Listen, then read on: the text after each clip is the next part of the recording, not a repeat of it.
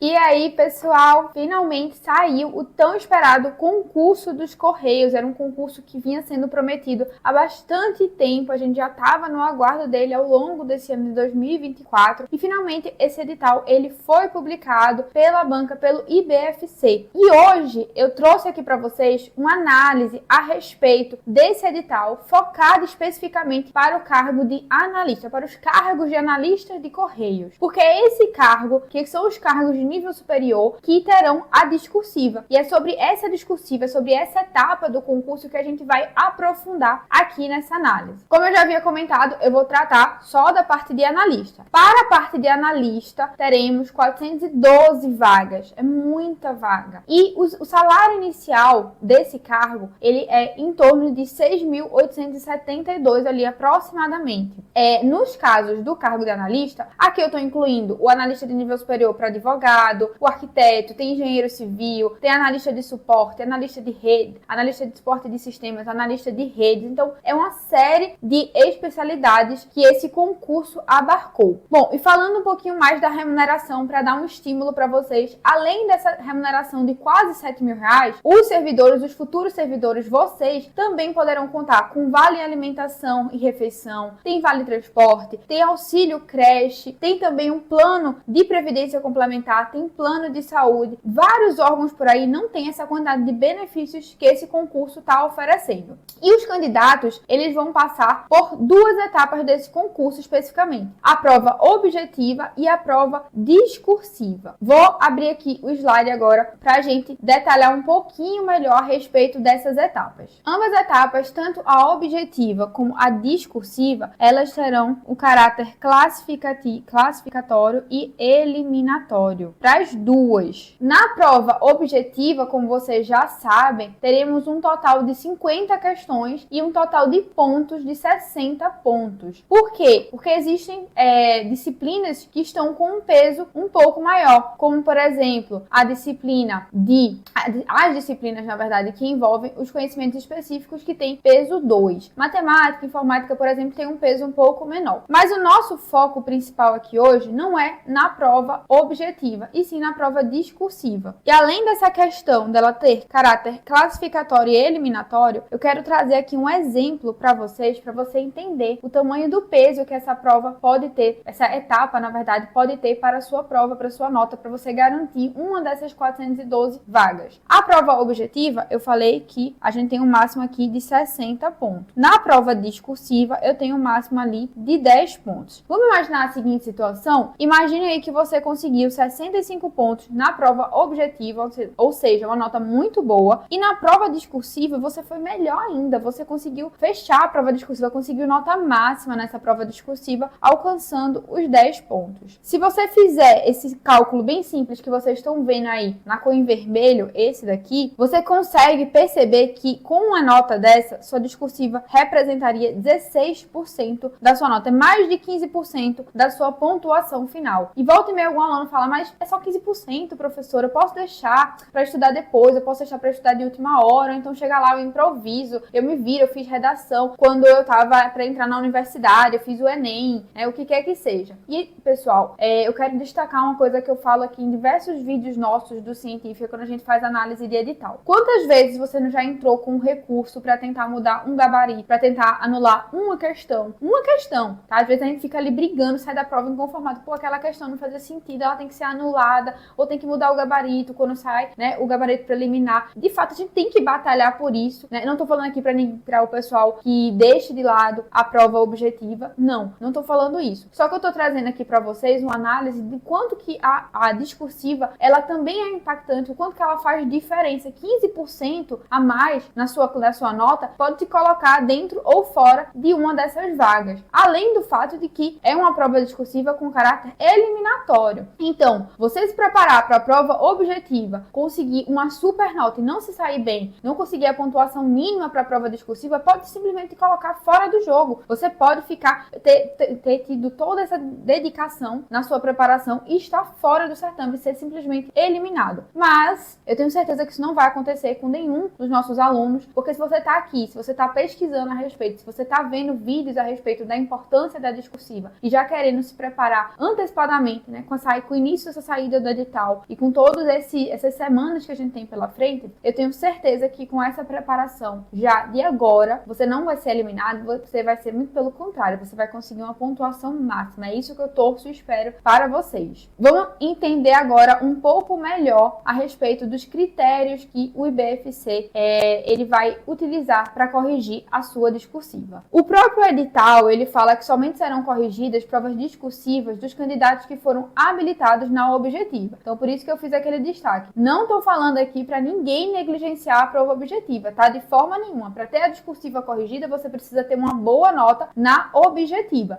Mas para passar no certame, você precisa ter uma boa nota na objetiva e na discursiva. É importante fazer essa diferenciação. Bom, então somente serão corrigidas provas discursivas dos candidatos que estiverem habilitados na objetiva, estejam classificados dentro do limite de até 3 vezes o número de vagas. O que é que isso quer dizer? Imagine lá o cargo que está no edital de vocês de analista de sistemas na especialidade de produção. E aí eu peguei a localidade especificamente de Brasília. Para esse cargo, ele tinha 12 vagas da ampla concorrência, 2 vagas para PCD e 6 vagas para negro. Ao total, o cargo ele tinha 20 vagas. Como ele fala que serão corrigidas aqueles casos em que o candidato esteja classificado dentro do limite de até 3 vezes o número de vagas, considerando ampla, negros, indígenas e pessoas com deficiência, para cada cargo e especialidade. Isso significa dizer que dessas 20 vagas eu terei 3 vezes esse número, então pelo menos 20 discursivas serão corrigidas aqui. Então 20 pessoas irão ter a sua discursiva analisada. E isso eu estou falando apenas para um cargo. Eu peguei aqui como exemplo o cargo, como eu já falei, o cargo de analista de sistemas e especialidade de produção para a localidade do DF. Aí eu peguei meramente como exemplo, mas aí para você saber o seu cargo, você faz esse cálculo. 3 vezes o número de vagas é a quantidade discursiva que será corrigida. O edital ele também fala que a prova discursiva é de caráter eliminatório e classificatório, que eu já abordei, vai ser avaliada na escala de 0 a 10, então o máximo de pontos que você consegue obter nessa discursiva seriam 10 pontos, considerando-se habilitado aquele candidato que obtiver nota igual ou superior a 6 pontos. Quando ele fala isso, significa dizer o quê? Que o mínimo que você tem que tirar são 6 pontos. E eu já considero uma nota bem razoável, tá? Não é tão simples assim você conseguir 6 pontos no mínimo na prova discursiva, tá? Mas garantir o mínimo não necessariamente vai te fazer estar dentro de uma dessas vagas. Pelo contrário, né? Se você tirar a nota mínima na objetiva, significa que você vai passar? Não necessariamente. Então, vocês têm que estar acima do mínimo. Vocês têm que mirar essa nota máxima mesmo. Ele também fala no edital, os candidatos que não tiverem sua prova discursiva corrigida, então se você tiver abaixo desses 6 pontos, por exemplo, você está automaticamente eliminado. Ainda que você diga assim, mas professora, eu consegui 58 pontos dos 60. Se você não conseguir o mínimo da discursiva, meu amigo, você vai estar eliminado. Aí é que eu chamo a atenção de vocês. Para conseguir ter a discursiva corrigida, você tem que ter uma boa nota na objetiva, mas para conseguir passar de fato e garantir uma dessas vagas, você tem que vir estudando e se preparando para essas 2 etapas ao mesmo tempo. O edital diz também, a prova discursiva, ela será realizada na mesma data da objetiva, obviamente. Ele fala em uma redação. E aí mais à frente eu vou explicar o porquê que eu estou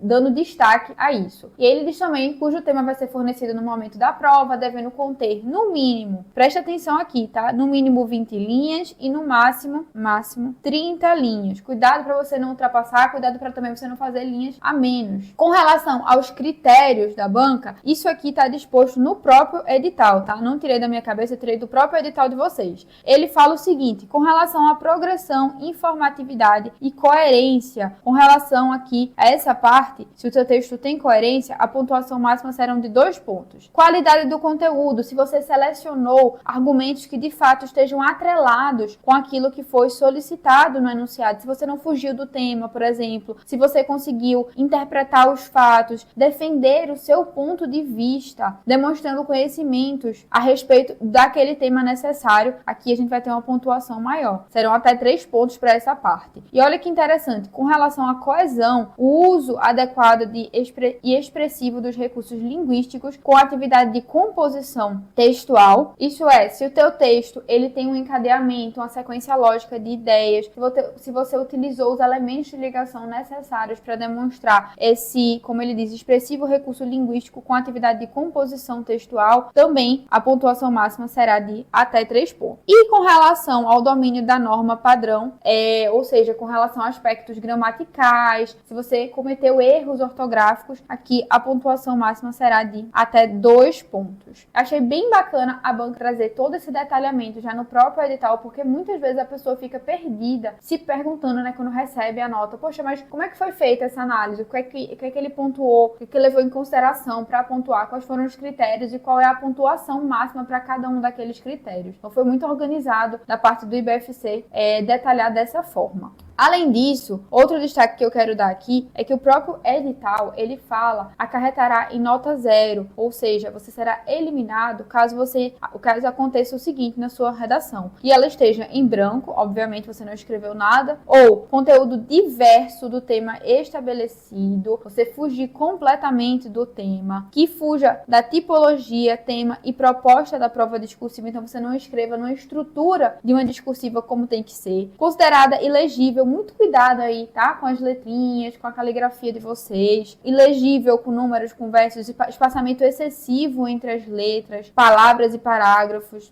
Outro ponto também, que não for redigido com caneta, que ele libera para caneta azul, tá? Então pode ser preta ou azul. Apresentar algum sinal, alguma marca que facilite a identificação do candidato e tiver uma extensão inferior ao mínimo de linhas, que a gente já sabe que são 20 linhas. Fique atento a todos esses critérios. E aí vamos lá. Por que eu fiz o destaque de redação? Porque quando o edital ele dispõe dessa forma, que vai ser realizada uma redação, isso é um indicativo para a gente perceber que o modelo de discursiva que você tem que utilizar é um modelo no estilo argumentativo, uma discursiva argumentativa. E qual é a diferença, tá? Tudo bem, Nicole, é argumentativa, mas como é que eu estruturo isso? Eu não sei, não entendo. E aí, para facilitar a vida de vocês, eu trouxe a estrutura já do modelo dissertativo argumentativo para a gente já ter esse primeiro contato e vocês irem conhecendo como é esse tipo de estrutura. O primeiro parágrafo vai ser o parágrafo que nós chamamos de introdução. Aqui você tem que apresentar o tema é o assunto geral que você está tratando e também você já tem que apresentar a sua tese, aquele ponto de vista que você vai defender através dos seus argumentos ao longo dos seus parágrafos de desenvolvimento. Então o tema com o assunto central e a tese é o ponto de vista que você vai defender. Depois você já pode fazer uma menção aos aspectos, ou seja, quais são os tópicos que você vai discorrer nos seus parágrafos de desenvolvimento. Aqui é como se você estivesse dando para o examinador um spoiler do que você vai tratar. Por quê? Porque a introdução, ela dá aquele gostinho, aquela vontade do leitor dele continuar lendo a sua discursiva, entendendo a sua linha de raciocínio. Então você vai dar, digamos que realmente como se fosse um spoiler para aquele leitor do que é que você vai trabalhar. Na sequência, percebam que eu coloquei aqui 3 parágrafos de desenvolvimento. É obrigatório que sejam 3 parágrafos? Não é obrigatório que sejam 3 parágrafos, porque aqui depende muito da quantidade de linhas. Nós temos 30 linhas. Pode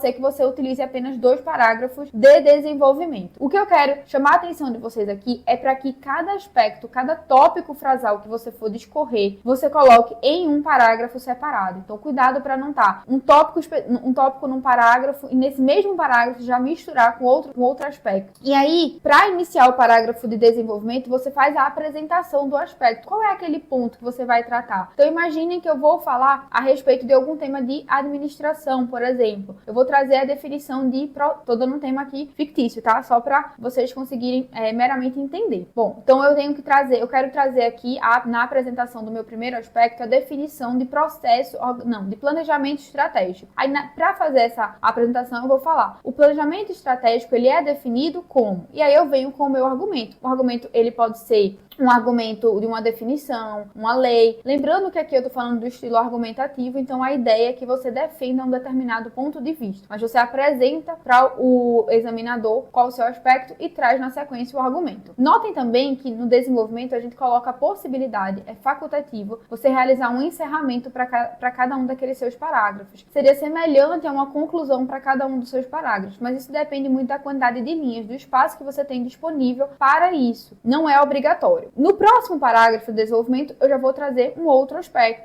um outro tópico frasal para detalhar nele e para apresentar argumentos sobre ele, também ainda defendendo essa tese que a gente falou dela desde o começo. Posso fazer mais um parágrafo de desenvolvimento, a gente colocou aí um 4º parágrafo e, por fim, eu tenho um parágrafo de conclusão. O parágrafo de conclusão, muitos alunos têm dificuldade, mas ele é apenas uma reafirmação da tese. Aqui você não vai trazer uma coisa nova, você não vai trazer um outro argumento que já não tenha sido citado no seu texto. A ideia é você reafirmar o ponto de vista. Você pode sim trazer uma intervenção, uma solução para aquela problemática, ou você pode simplesmente fazer uma síntese geral daquilo tudo que você já trabalhou, uma síntese geral dos encaminhamentos, dos aspectos que foram abordados. Essa é a estrutura no dissertativo argumentativo. É essa estrutura que você tem que utilizar na sua prova, uma vez que ele falou em redação. Voltando aqui para o nosso slide. Algumas dicas rápidas que eu quero passar para vocês com relação à discursiva, a que você considera argumentativa, tá? Bom, com relação à discursiva, você tem que se concentrar em responder aquilo que foi solicitado. O examinador, ele deixa claro lá no edital de que fuga ao tema leva à eliminação. Redigir a sua resposta com a norma culta. Um dos aspectos que a gente percebeu que o IBFC ele vai observar essa parte gramatical, ortográfica de vocês. E a dica que eu sempre dou aqui, quando a gente fala de redigir seguindo a norma culta, é que você faça uma revisão para 5 minutinhos. Faz uma revisão do seu texto antes de passar para a folha definitiva de resposta. Realizar uma boa estruturação, que é no sentido de você dividir bem os seus parágrafos, o parágrafo de introdução, o parágrafo de desenvolvimento, a sua conclusão. Planejar os parágrafos para atender os aspectos, apresentando o aspecto, trazendo o argumento, fazendo o fechamento dele. Não fuja do tema, dos aspectos que foram solicitados. Aplique, pessoal, os elementos de ligação. Nós vimos que a questão da pontuação com relação à coerência, a coesão do seu texto, ela vai ser levada em consideração. E que elementos de ligação são esses que eu estou falando? É articulador, é pronome relativo, é pronome demonstrativo. Respeite as margens do seu texto. Se a margem está ali, é porque ela precisa ser respeitada. Então, você precisa realizar a correta translineação, a correta separação silábica desse seu texto. E, por fim, mas não menos importante, aproveita para baixar. Aqui a gente tem um e-book que está sendo disponibilizado gratuitamente no link desse vídeo, com várias dicas, com várias estratégias para auxiliar vocês nessa preparação. E ele é um e-book gratuito. Já aproveita esse material, baixa para você iniciar o quanto antes essa preparação. E se você gostou desse vídeo, está interessado, gostou de ficar sabendo a respeito de o que é que a gente pode esperar dessa prova discursiva, de quais são os critérios, aproveita e adquire o nosso preparatório. A gente tem um preparatório específico para o concurso dos Correios. Nesse preparatório vocês vão ver com detalhes, com muito mais detalhes, a discussão dos critérios do IBFC. Vocês vão ver apostas para a discursiva. Muitas vezes o aluno ele fica perdido. Poxa, professora, mas qual o tema que eu tenho que praticar se eu quero iniciar a minha preparação? Ainda mais quando a gente não tem temas específicos voltados para a matéria específica do edital. Aí é que a pessoa fica mais perdida, porque pode ser um tema relacionado com atualidades. E no nosso preparatório vocês vão ter uma série de apostas com temas de inéditas e também com provas anteriores e com o padrão de resposta do professor para que você faça a sua discursiva em casa e consiga comparar. E consiga também trocar ideia, tirar dúvidas com a gente para ir esclarecendo para que você consiga chegar na prova super bem preparado. Então temos também estratégias de estruturação, como eu já falei, discursivas de provas anteriores, não só da banca IBFC, mas de diversas outras bancas, SESGRAN Rio, VUNESP, FGV, questões inéditas voltadas para esse concurso e videoaulas sobre todas as estratégias. Para quem gosta de videoaula, não vai faltar videoaulas para vocês assistirem. E é isso, vou encerrar por aqui esse vídeo. Espero que tenha esclarecido para vocês todos esses pontos e a gente se vê numa próxima aula.